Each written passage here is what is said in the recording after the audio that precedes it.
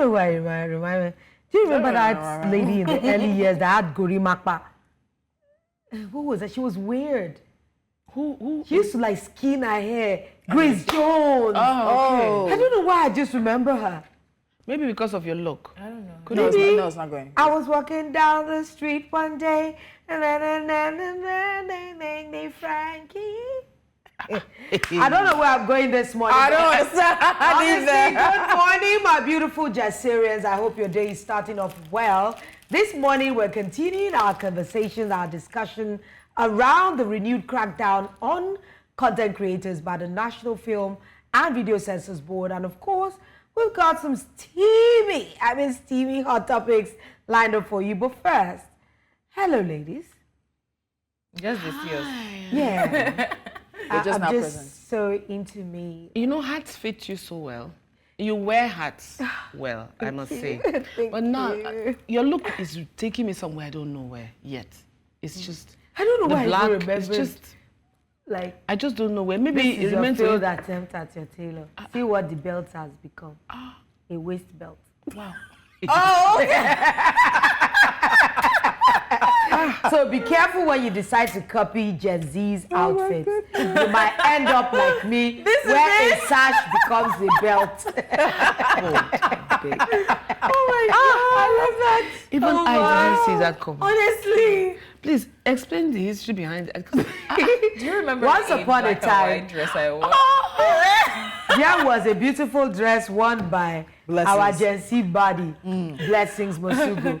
So therefore, the older lady decided to contact her tailor, and we had an agreement, and a sewing was done.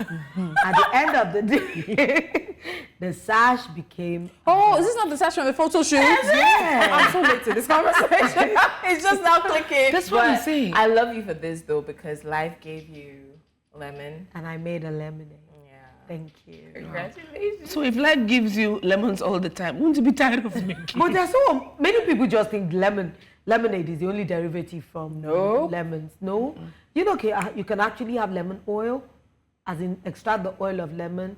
And some people have even sworn by it that if you burn the dry bark of lemon, it can ward off insects. Citronella, yeah, it gives off a scent that mosquitoes don't like. These delicious drink where you actually blend the whole of lemon with condensed milk. With the whole back, the entire lemon, just taking out the seeds. Spanish, Caribbean drink. Yeah, it's insane. Yeah. Lovely. You feel the sweetness and the, you know, And the sourness and the tartness. Oh, I think yes. lemon is one. I think you always win with lemon. Yeah. There is no way you can turn lemon into something. You can wash your fish So I with think it, I think it's okay chicken. to rephrase the saying then. When life gives you lemon, be grateful because there's so much you can do with it.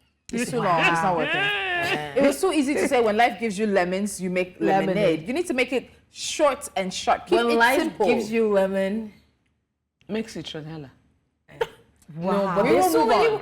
Anyways, I think I'm in the best position to ask this question because I mean I have to respect my mummies and aunties. As the Why do you Gen Z always as the ask young questions? You. I don't know. It's just my thing. I mean, why do you always wear that Brenda Fassie Because kind of I want to cover you. I want to cover you. I wish I could. So we all have our peculiarities, okay? So on a serious note though, what would you do if you found yourself in this position? Now this woman is making a lot more money than her husband, right? And she does the traditional thing of submitting her earnings to her husband to manage. Apparently, his family assumed that he was the richer one, you know? He was the Odogu Silenza of the two. Now, fast forward, and the lady found out that her husband had a secret baby, or secretly had a baby, whichever one it Secret was. family. Okay, secret family, a baby involved, so family, yes. At which point, she stopped giving him her money. Now, he's in dire strait and in debt because he obviously doesn't have access to money like that anymore. The loan apps are calling and embarrassing him, and you know what they do? They send your picture and they say, this person is a thief, you know. So the wife wants to know if she should clear the debt, which she can afford to do, or not. Should I start? Policeman. Many things. Give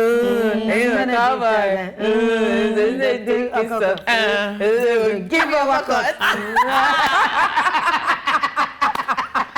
No, two people are not nice. That says everything. No, People are not honestly, nice. the entitlement of men. Sometimes I always wonder that if they say woman told this line, some women do. And at the end of the day, they are faced with a very terrible situation. Now she has withdrawn from him. He even had the audacity to even ask. She's not even talking about leaving the marriage for having a secret family. He's thinking of clearing his debt. Are you kidding me? So let's not thinking right. So a little bit more detail. So she said that she makes about 3 to 7 million monthly. Her husband earns What does she do? She's gonna have to tell us. She's a nurse. Her husband earns about 220,000 monthly. And so they've been doing everything together. She'll submit the paycheck to him and then he'll manage, he'll dole out whatever he wants to give her, decide what the family gets and everything. His family thought he was the rich one, right? Then she finds out he impregnated a girl, went for a secret baby dedication with family members. Wow. Somebody recognized him, took a picture, sent it to her. Since then, she has stopped what? Submitting her money. And so now the problem is he's not financially buoyant to care for his second family. And the woman thought she was dealing with a wealthy man, and now the husband is running from one loan banker app to another. They've been calling, he's on the run, and she's even feeling ashamed for him. So they're planning to post the husband. This is the part I don't like. She said, what if my friends and colleagues see it? How will they rate me? The total money he is owing about 680,000 naira from different online apps, and it's not even up to what she makes in a week. She feels that she should just offset it, and the situation has humbled everybody. His family thought I was the one that was with their brother because of money. I received a number of insults from them. Now they know the truth and they feel ashamed. I need honest answers and advice, please. If you need to clear anything, it's clear your name. Don't clear his debt, boo. Clear your Their name. names are attached. That's why she's saying how will people rate come out her. and see What what the does that situation is mean? and, ask for a divorce. What does that? Honestly, I don't know what you guys are saying. So because she's Mrs. Someone, is it not a Mr. Someone who is owing? That's what I'm saying. Like, come out and say it. Like, She's even comfortable with the man's family. You see, for me, Police. just keep things black and white. I know that there are grays in between, but first of all, dissect the issues one after the other. So he has a secret family, went for child dedication. How did he get the secret family? One, his family was propping him up because they thought he was the money maker. Yeah. She too was coming, baby, papi, thinking With he was the spending his woman's money. money. Not his money. So you give him boils under his armpits. So his hand is- Soldier. So he became what? A soldier. Abi? So now you feel you carry that inflated sense of accomplishment and you go out and you chase and you propagate a second family. You propagate a second family. The second family thinks that Baba is okay. And then your wife in the house trusts you. That is why trust you implicitly. Doesn't even bother what you're doing. Now the need to toast woman. Do you understand? Money so that is the not picture yours. comes and offsets everything. My question to her would be, did you sit down and actually talk about this, no matter how uncomfortable it is with him? Hold on. Now, depending on his response, you will know what you want to do. I don't know if they have kids, 1, 2. You decide that because when trust is broken. For some people, that's it. That trust is like China. I have a friend who tells me, Kat, the China, when teacup falls down, do you put it, no matter how you use super glue? It will never be the same. You don't. So if she wants to walk away, you walk away. But if you want to sit down and work with it, with the guy, there are some women who have the grace to do it. And I think that's my fear, because I think she's not even considering leaving him. Exactly. Because she's not complaining about you what say, he how did. will they rate She's me? complaining about what the he debt. Your in-laws She's have... carrying his shame. Yeah. Why are you carrying his shame? Your in-laws have upset because to you, you're looking at, it's just 680K. And for you, because you're earning between 3 to 7 M, you're thinking it's just change. My sister, you pay that 680K. He will say, and you say, okay, you're doing the traditional submission again. You take it back to status quo. My dear, the one he will do for front, you won't see it coming. But funny enough, because what you allow this will issue, continue. I actually think she should pay the money. But I think that the money should be paid after we have called a family meeting. I'm not doing it for him. I'm not doing it for the family that has insulted me over the years, thinking that my husband was the logo silencer. And therefore treating me somehow. I'm doing it for my children, and it is a one-off. Apparently, as she said, she makes more than 680K in a week. It's so much less than what she... Wait, let me land. She's doing it for her children. You get this one opportunity, one grace. I would say do it for the years where he was a good husband. where he was. How do we know him? Wait, no. Where he was a good husband, where he was a good father. Because that's another conversation. Yeah. Some people say you can be a good father without being a good husband, but True. I think the two And are vice tied. versa. And vice versa. But anyway, do it for those years. It's under $1 million, 680. Call family meeting. Egbeni, Egbe, whatever you are. They will tell you what you want to hear. Oh, thank you. But after the second, nobody call my. But do you know? If she chooses to stay, she's staying. You cannot force women out until they're ready to go out. No, in this situation, we're not saying because she's making it seem like it's the first time. If it's the first time, I don't care what your family, you've done that family. How would she know it's the first time? No, my thing because a man that impregnated another woman. No, I'm talking is about probably the that money, this time the propagation germinated. Exactly. So that's one thing, So right? what are we saying? We can't say that he was a good husband or a good father. The money just wasn't there yet. And when the money came, we can't exactly know when he started. Brain frivolous. This one was only obvious because there was a fruit of the womb. That's even one thing. Her major concern is what people will say when they find out. She's carrying his shame. So paying that money does not hide the shame. No, I'm not saying she's carrying. I said she's putting it on herself. So my she's the one who's carrying it on herself voluntarily. If her concern is the shame is going to bring on her, paying that money does not hide the shame. Because the person that saw them at the dedication of the baby will still see them again. No, has already told people. That Exactly. picture was not only sent to her. There's no I'm shame sure. to hide. Look, if you want to stay in the marriage, no problem, you can stay. But if you don't want to and you're considering this shame, come outside and dissociate yourself and free yourself. That's 680. But the man will never be the same. What are we saying? Who wants him to be the same? The man should change. himself. That change is the only because constant. a man that you have been pampered and cuddling over the years, he had improved. His capacity for spending had grown. What did so I now say that yesterday? you withdraw, exactly. Now that you withdraw it, let me not lie to you. Even if she decides to stay in the marriage, the man's stay will not be the same for him. Because every time he looks at her, he's like disobedient wife. Yeah, probably resentment. He should get over it. And so what? See, again, my advice is I would actually prefer for you to leave. But I think you can leave and still pay this one off debt. This is the last thing. No, if it's in your about life that you will ever do. Why do you have to pay it? I'm not saying she has to. I'm saying my opinion is leave, call the family. I'm clearing it out. No one should darken my doorstep. No one should call me for anything again. I have given him everything I can give him and more. Do you know they will still come and beg her to raise it Then back she up? needs to raise it. She also needs to raise her backbone too. Then raise it. Don't pay that money. Pay it. Let him find a way to pay it. He's I never going to think learn. there's a grace. I think there's a grace in it. Pay it. Well, the grace in it not for was her allowing not- people to think for a long time that he's the one with the money. So partly she's responsible for not the pregnancy, but for the behavior in certain because things. she wanted to cover. So it's the same thing we're saying now. You wanting to cover him last minute is what you've been doing all along. Don't do that anymore. Again, you're not getting me. I'm not saying she should cover him. I'm not saying give him the money to pay. Make it plain and obvious that you are the one who is clearing his debt. He was incapable of doing it himself. But and they it is already what you're know doing. that. No, Okay. they don't. Okay. Trust me, they still don't know. Story. Hi. Story. My sister. Story. That's not the song. What's the song? Story. All I know is that this marriage can never be the same. Even if she pays the debt, the man will still resent her. If she stays in the marriage, If she doesn't pay the debt, he will each resent other. her. He knows how much money she's making for her to have been handing money over all these years. Well, you see, there are Do what different- you can live with, sister. There are- Do and what the- you can live with at the end of the night. When you close your eyes, don't have any regrets. Make the decision that you can sleep at night. Let him drink and we have suffer. It's okay. I'm sorry. Guys, this is I'm your just call. very passionate about this. Did they not say that you forgive?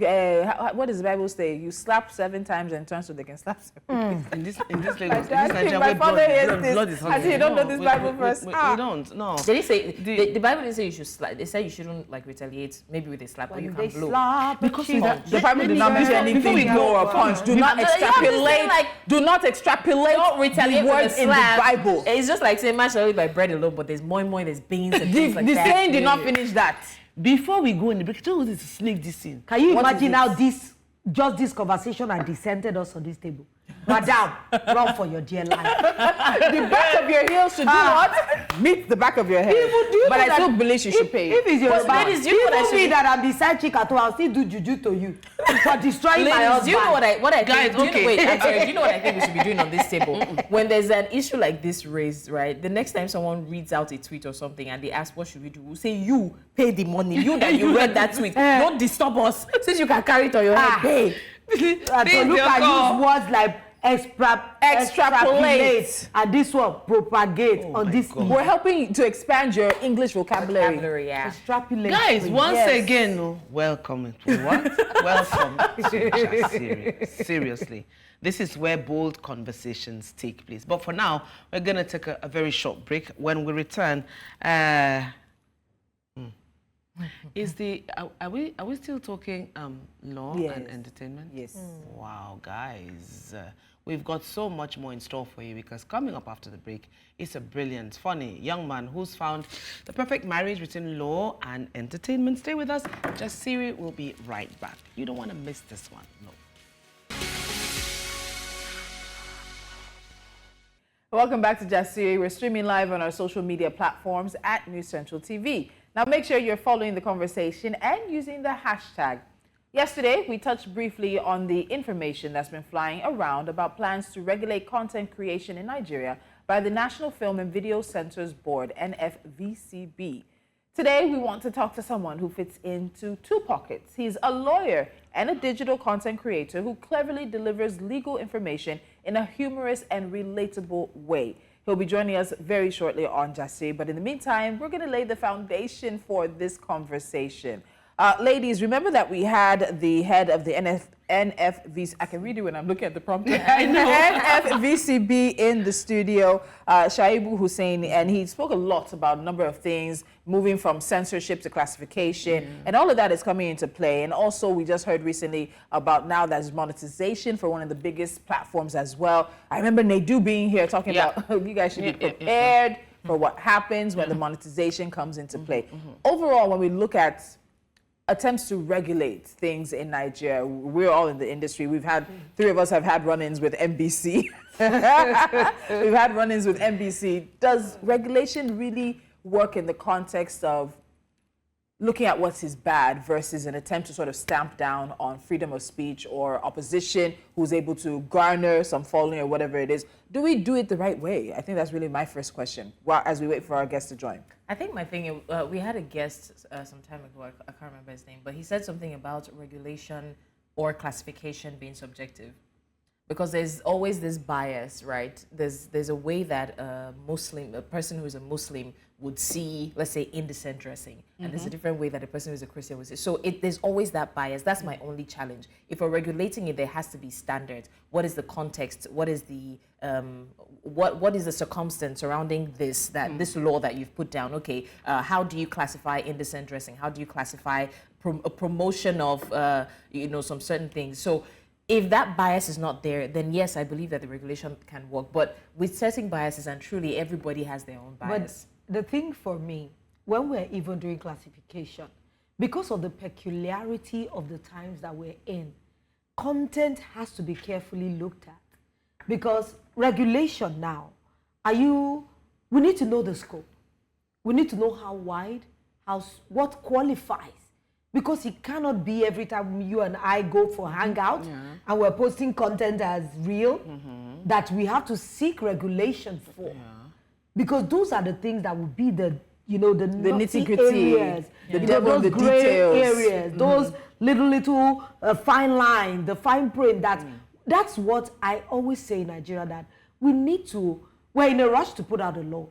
But we need to sit down and carefully categorize, so that everybody knows where you find yourself.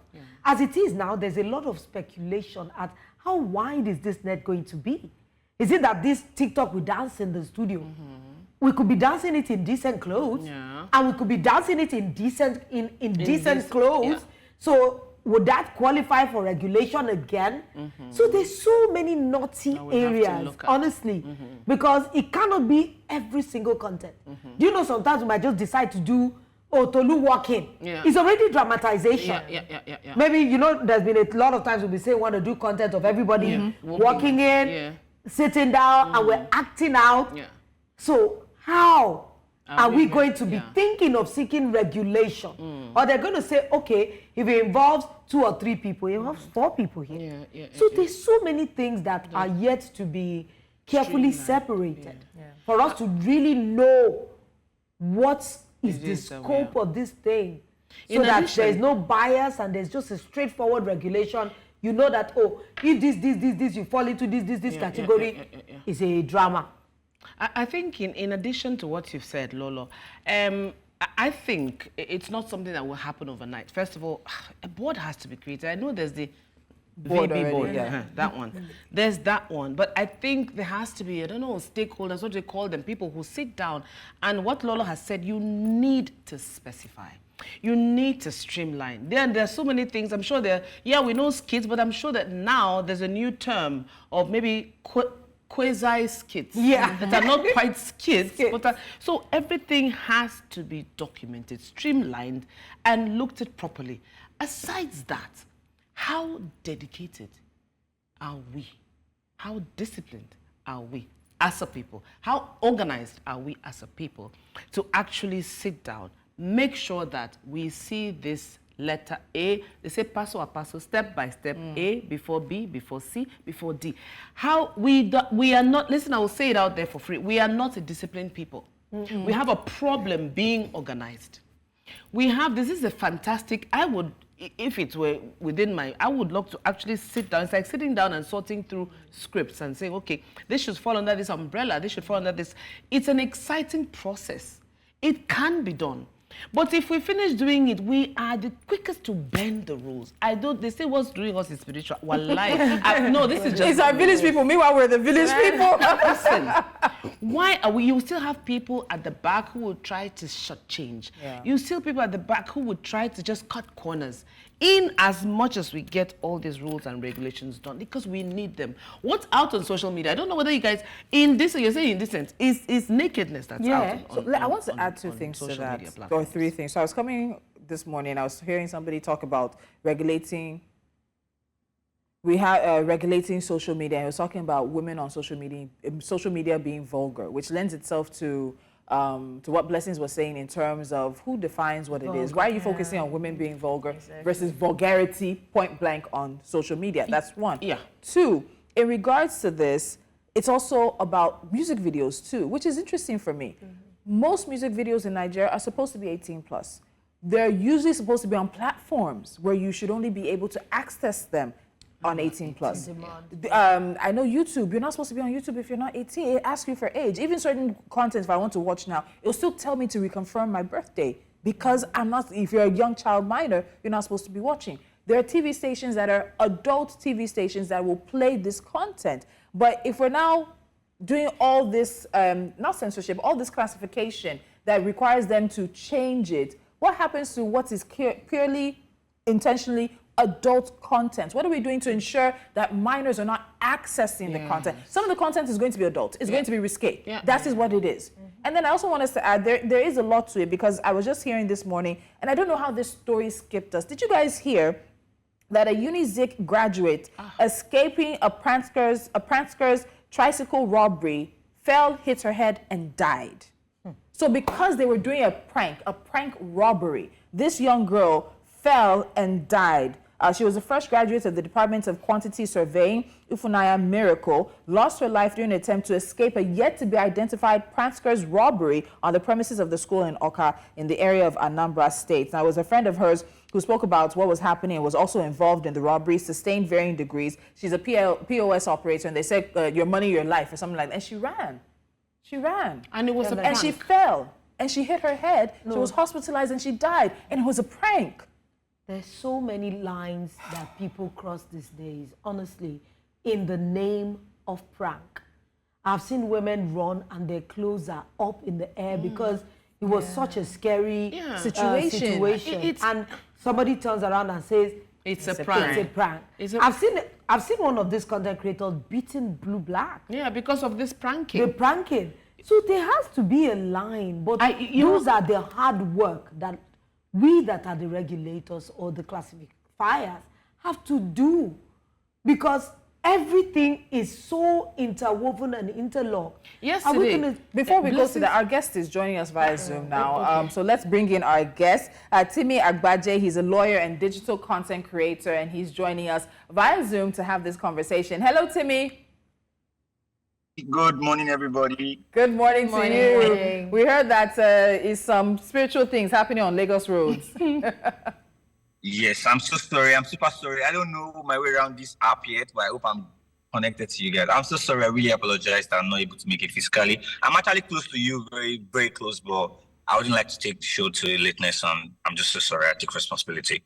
All right, so we'll take a quick break right now, and then when we come back, we'll make sure we're seeing your face and we get you to join in this conversation as we look at the pros and cons of regulating social media and content creators. So please just stick around to me. We'll be right back. All right, guys, welcome back. You're watching Jasiri, and we're live on all our social media platforms. We're at New Central TV. Just use the hashtag Jasiri. That way, we'll know you're watching. Now, our guest is joining us, Timi, a content creator and a lawyer who has found that lovely balance to do what he does. Timi, thank you once again for joining us on the show via Zoom. Out of this world. He's totally out of this world, truly. Oh, maybe he's our representative for space.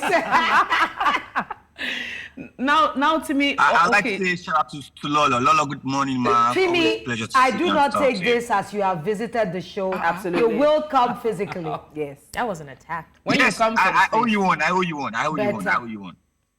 We can continue. All right, Timi, let's dive straight into it. So as a content creator and a lawyer, it was important for us to get a more balanced view of the legalese behind the crackdown of digital content and skits by the National Film and Video Censors Board. Now, you as someone who plays in both fields, what's your opinion on the idea that skits and digital content should not only be approved but classified before release? I think it's a still full on creativity, but I also understand the reason why the board came up with that opinion. What I think they should do is to inform people more on the rights and the wrongs of using social media platforms. I do not think that taking the freedom of expression from people, because content creation is about spontaneity, it's about creativity.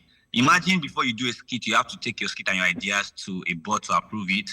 How long does it take for the approval to get out? And before you even, so for example, now let's imagine you want to do a content on Chibido, Davido and Chioma's wedding that happened last week, and then you submit it at the censors board, and it takes like a month to get approval, 2 weeks to get approval. By the time you get the approval to drop the content, nobody wants to hear or see what you are trying to put out at that point. So I feel like if they are concerned about the negativity of what is going on social media, they can educate people, sensitize people, and let them know how they should use social media platforms and not take that power or try to sit on top of it. Like, I don't think any working system across the world will be able to even regulate social media and content creation. For example, we have people that are not even content creators, that they just go to TikTok with their phones, they switch on their camera, and they do content. How do you regulate people like that? So that's my opinion. I think I get your point, but I think it's going to be a stiff on creativity. Okay. All right. Thank you so much, Timi. Can you hear me? Yes, we can. Yeah, we can. You know, definitely, we had IK with us yesterday, and we had a robust conversation around, you know, this particular topic too. But today, everybody knows that everything in law is subject to interpretation, misinterpretation, and execution of the law. So in Timi Agbaje fashion, you know how you do these things. Tell us, how are we to protect ourselves so that we can get away with it? I mean, so that we won't get punished. Because no matter how we discuss these things, if it's a law and it's on the ground, everybody has to protect themselves somehow. Yes, so to be very honest and to be fair to the National Film and Video Censors Board, they actually are within their own right to say they can regulate any film or video that's been distributed or exploited in Nigeria. But there's always an exception, even in their own act. It says that they give caveats to content and videos and films that are out to educate, inform, and instruct. So I believe that any content that aims at doing these things should not have a problem with even getting approval or no approval. My problem is the fact that if they want to start on content creation, I don't think that's what you start from. They should start from Nollywood as a whole. Most of the things that we have seen in our movies that we are seeing that more like negative vices or social vices today are things that we grew up seeing. Let me give an example of Money Ritual. When we were young, there was a fiction or a storyline that once you are broke and you use your mother or someone that you love that is close to your heart and you take them to one Baba's house, in like some 3 days you make money, though you will not live long. And that became a such tradition through movies and through digital media at that time. Not very digital, but like movies, CDs, DVDs, and all those things at that time. And I feel like if their aim is to regulate content creation because of this negativity and social writing that they are promoting, they should start from music videos. They should start from movies that are going out there. I don't really think content creators contribute so much to the things they're trying to curb, unlike the mainstream media. So why are they starting from content creation? That's my own question to them. Mm-hmm. The way to protect all of this is to make sure that whatever content you are putting as a content creator, as an influencer, know that there is a consequence for every action or every content you put out there. So if your content promotes, for example, your content promotes terrorism, your content promotes internet fraud or cybercrime, you know that you are also part of the problem. So if you also understand the fact that as a content creator, I have a duty to help my country become better, to position my country in good light. For example, if you watch American movies, for example, there is a way that you believe that America is the most secured area you can ever be in the world. That within 5 kilometers or under 5 kilometers, there are at least 5 patrol vehicles. And it might not be there, but their movie industries have been tailored in a way to project the good light of their country. So if all of us as content creators also understand that the image and the branding of Nigeria lies in our hands, I believe that we are all for the better for it. And even the video assessor board will not even have a reason to even come after you when that you understand the assignment in first go. Yeah. So I just want to clarify something. So the NFVCB has always been very active in Nollywood. We talked about the Chimamanda Adichie movie, Half of the Yellow Sun, that was converted. So they've always been active. I think they're now getting into this social media, digital creation space because it's the newest thing. So let's not feel like they're coming only after. They've always been quite active in Nollywood, but now this is a new chapter for all of us, and they're trying to get there. Blessings, I think you have the next question. All right, I think my thing is a lot of times, and not just with the NFVCB. Yeah, not just with them. So the problem a lot of Nigerians have with the law is the fact that sometimes it almost seems as though it's intentionally made to be vague in a way that anybody could easily argue it out from whatever angle they want to see. So do you think that the act or law provides proper clarity? Is the intent of the letter easy to read, or is it more confusing? I honestly think most of Nigerian laws are easy to understand. But the problem is that most times, we have 2 problems, major problems. In Nigeria, for example, we don't repeal our laws. We don't strike out or cancel laws a lot of times. So some laws have been made as far back as 1960, 1970, 1980. They are still in force till today. Even this particular subject matter, the National Film and Video Censors Board, their own act, some of the punishment and offenses inside that act as low as 2,500 naira, 3,000 naira. At the time that they created those acts, those amounts of money were substantial amount of money. So imagine you now, for example, having to hear that if you flout a rule of this census board, you are paying just 2,500. Nobody will take you serious. It's not just 2,500, I'll pay the money. So first problem is that we don't repeal our laws. And second, because you don't repeal them, we are not able to adjust them to modern day timing to be able to be in tune with reality of what is going on today. But I honestly feel that about clarity or understanding the law, most Nigerians have not been intimidated enough with the law. They don't have reasons to read the law. Maybe we don't care, or we just believe that the law does not exist. I'm speaking as an average Nigerian right now. Mm-hmm. It's not the problem sometimes. It's the fact that we are either not interested or have not been given enough opportunity to interface with what our law says. For example, the mutilation of naira, the naira abuse, spraying of money. As far back as 20 years in Nigeria, people believe that spraying money is legal. Until the EFCC and the CBN had to come out and start making public examples of public figures before people knew that, oh, this thing is truly a crime. And there's been a lot that's been as expressly written and clear as possible to everybody. So I feel like, one, we don't repeal our laws, and I did them to meet more than the reality. But also as Nigerians, most of us don't really care or even search. It's on Google. If you type anything you want to read about Nigerian laws on Google, it's on Google. If you type the National Film and Video Censors Board Act, it is right there on Google. The first or second search, you'll see it there. But we don't search for these things. We don't look for them. So I don't want to blame the lawmakers now. I don't think that we as citizens have a part to play in reading up the laws of the land. Absolutely. So another aspect we should be looking at is the fact that skits have also become an alternative marketing route for almost every brand.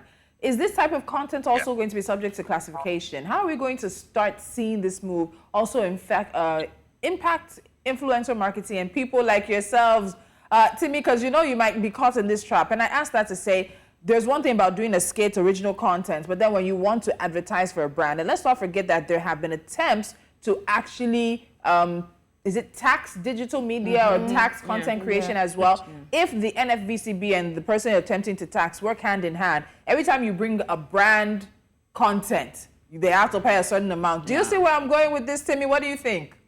I do. I get your point. My problem with this scenario is the fact that the execution is still beyond me. The execution is still way beyond me. Like, I need to understand how they're able to do it. And the only way they would do it is if they come from the angle of the platform owners. They can never come through the normal Nigerian way of just going to arrest content creators or gather them together. Except, for example, they are working with Instagram or YouTube and Facebook and WhatsApp. So before you as a content creator in Nigeria are able to post something, you must show a proof that you have been approved to do this or a license that you have gotten from the government. Apart from that, I don't see that happening. I don't know how it's going to happen. I'm so sorry. I don't. So, for example, a particular country one time banned the use of Twitter, but they had to come on Twitter to announce that they were banning Twitter. A country, I don't know. I don't remember the name of the country. So I'm bothered about the execution. Okay. All right. So now we've talked about social media and how it needs regulation because of cases of cyber stalking, misinformation, and defamation. We've also seen false narratives and indecent exposure accessible to minors. This has led to some countries taking stricter actions, such as banning TikTok, restricting minors on social media, and the likes. Now, if traditional media is censored, why shouldn't digital media? Think about it. Self-censorship is clearly not working, so why not? I get the reason why they want to censor and regulate social media, but we are forgetting one thing: is the fact that the things that they are the outcomes that they're trying to regulate are the things that people don't take action on. Let me give you an example. For example, on TikTok one time, gun violence became rampant because some people would just wake up and they would just play with the gun that is loaded, and before you know it, somebody dies. Somebody that is suicidal sees that and repeats the same trend. Now they curtail that by banning a particular. If you put a gun in your video at some point and you don't put a caveat that it's not a real gun and all those things, they will bring down your video. The platforms are in on it. Now, when you say self-censorship, for example, you are going to stifle freedom of expression. If I see, for example, are we forgetting the fact that a robbery might be happening around me, a fire season might be happening around me, and I just go on my Instagram and I go live and say, we're live at Awolowo Road right now, and there's a fire incident happening, we need a fire truck, and somebody sees it and they get help for people and people's lives are rescued. Now, the bad part is defamation, for example, cyber stalking, cyber bullying. Until you start picking up people that defame people on social media and punish them, you are forgetting that in real life, they can still do the same thing. Coming on my Instagram and saying that Mr. Adewale stole money yesterday is a thief, and I can't prove that. It's the same as going to my neighbors and telling them that that man is a thief. So it's just like you are forgetting that the actions that they're taking are the things that you're having problems with. Why not start prosecuting them for those actions? So by the time you see people being prosecuted and being as deterrent to other people, people will come correct. For example, look at the money spraying issue. I feel so bad for the people that we have to go to prison for that stuff. But you can check it now. Almost all Nigerian events are publicly on social media now. Absolutely. People really spraying around camera. Absolutely. That's to tell you that they understand that there's a place of the law, and once the law takes its course, people will come correct. But if you now stop people from partying because they are spraying money at the parties, I think you're taking a lot of things from Nigerians that way. And that's an interesting example there. So I want to know if we're prepared for what's to come. So from yesterday, July 1st, I beg your pardon, content creators in Nigeria and Ghana can now earn money on Facebook as it rolled out 2 monetization features. They will earn money from crafting original videos and also cultivating a community, but you have to have about 5,000 followers. When Nedu was here, he said that he expects things like content to get worse because of the ability to monetize. So some would say that the NFVCB is heading in the right direction, trying to cut off what is a drive for money and engagement, regardless of how that is put forth. So do you think we should be worried about what social media monetization will bring as we look at this new direction that we're headed now? To be honest, I think so. To be honest, I think so. Because initially, fake news was a result of people's excitement, or they just want to prank other people and constitute public nuisance. But now, fake news is a way of making money for some people, so they will do more of that. For example, if you like that somebody slept with another person's husband, in the past, you just come out and say, I'm so sorry, I got the wrong information. But now, people will concoct stories against popular people, against popular people and personalities, just to gain traffic to themselves. So I understand that monetization will be a problem. Anybody that is a truthful Nigerian will know that will be a problem. But I'm also saying that now that we can see the problem, what is the solution? It's not just legal solutions, social solutions. Let's sensitize people. Let people understand that if you defame another person, you can actually go to prison for it. And let people go to prison for it. When you say what I know about Nigerians can be the toughest people to govern, but they live and they learn by examples. Once they see one example, they come correct. And most of these things that the NFVCB wants to do, if the platforms are not in on it, it's going to be very hard for them to execute it. For example, if I'm a movie producer, if I take my movie to cinema, I have to get license from them. Easy to track that because you can just go to cinema and tell them that if you show any movie without license, you will pay 100 million naira fine. So like the cinemas don't want to pay the fine. So when you bring your movie to them, they will tell you that do you have license? If you don't have license, I'm not going to show you. The platforms of distribution are in on it. But Instagram, for example, how do you even cultivate numbers of how many content creators are in Nigeria, in Asaba, in Enugu, in Kano, in Yola? Not talk of the Lagos, but the people that at least they are even closer to the celebrities and all those things there. So you have to find a way to execute it properly with the platforms on board and let the people also understand the consequences of these actions. Without these three things aligning together, I don't really know how to have a way forward on that for the NFVCB. But to be fair, when Shaibu Husseini was here, he did say they had a meeting with the platforms because of community standards, and that community standards from country to country are different. So they are doing that stakeholder engagement. I think Meta or Facebook met with President Tinubu sometime in March as well. So there does seem to be an alignment of the major stakeholders. What it brings for the rest of us is something else. You know, there's so many Timi, there's so many pros and cons that we can measure. Can we put them side by side and itemize it very quickly? What do you think the pros and cons are, and which one outweighs the other? Especially when it comes to I don't outweigh the other because life is about perspective. But pros, for example, it also lets people understand that they can't just open their phone and commit illegality. For example, you don't come and say that Lolo slept with Nedo over Zobia FM without having proof and destroying Nedo's personality and reputation, and also maligning Lolo's personality and reputation. Once you know that those things are going to happen and they're going to bite your fingers, you will calm down before you put out any news. Now that's a pro. People understand that there are consequences for their actions. The con is, as we all know, the country that we are, most times when we're trying to put these structures in place, sometimes you are fighting against oppressions and it might lead to you becoming an oppressor yourself.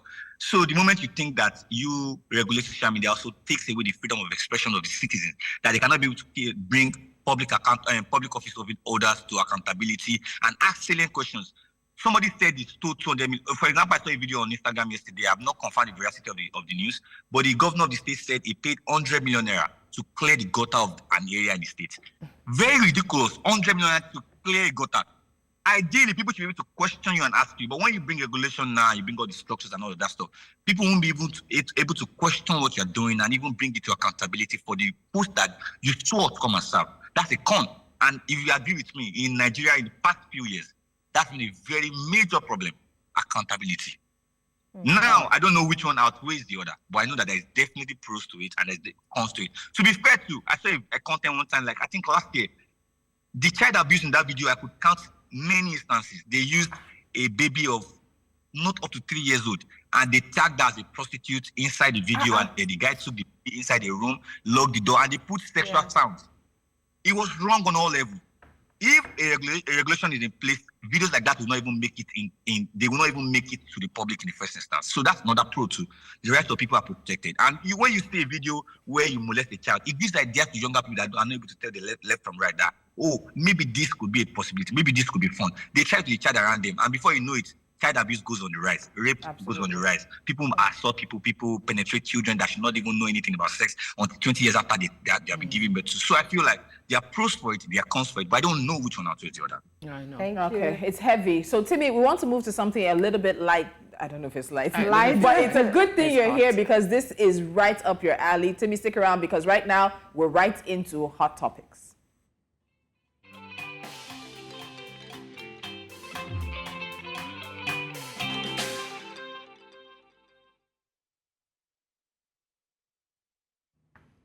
All right, so this is Hot Topics. Let's dive straight into it. As usual, Timi is here, so we are moving quick and time is running away from us. So here's our hot topic now. The ex-husband of Diezani Alison Madueke, Rear Admiral Alison Amechina Madueke, has petitioned the court for an injunction restraining Diezani from using his first name, Alison, and surname following the dissolution of their marriage 2 years ago. In his petition lodged at the Lagos High Court, he cited that her continued use of his name posed a legal and financial harm amid the ongoing trials for allegations of corruption and financial conduct by Diezani. He also prayed the court grants an order directing her to adopt and revert to her maiden name, Agama, and issue publications in newspapers of national circulation in both Nigeria and the United Kingdom of a notice of her discontinuation of the use of his name. You know, I said things they occur.